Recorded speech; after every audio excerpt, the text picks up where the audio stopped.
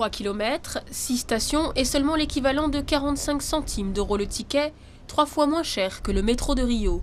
Le téléphérique flambant neuf des favelas de l'Alemão fait la fierté de la présidente brésilienne Dilma Rousseff. Il est la pièce maîtresse de l'immense chantier de réhabilitation et de désenclavement des bidonvilles lancé par le gouvernement. Et pour les habitants, c'est tout simplement une révolution. Je suis émerveillée et je trouve que notre favela évolue de façon positive. Ces marches faisaient partie du quotidien de ce couple depuis plus de 50 ans. Jusqu'à présent, les habitants ne pouvaient compter que sur leurs jambes pour grimper les collines des favelas qui entourent Rio. J'habite là un peu plus bas, il faut monter beaucoup d'escaliers. Aujourd'hui, c'est l'anniversaire de mon mari et on fête aussi l'inauguration du téléphérique. C'est une bénédiction pour nous et pour toute notre communauté.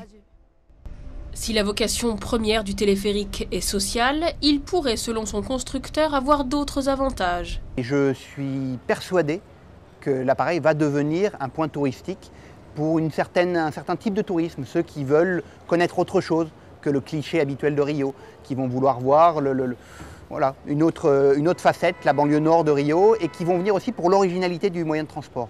Un nouveau visage pour ces bidonvilles qui étaient encore récemment gangrénés par le trafic de drogue. En décembre dernier, le gouvernement avait même été obligé d'envoyer l'armée dans ces ruelles pour pacifier la favela.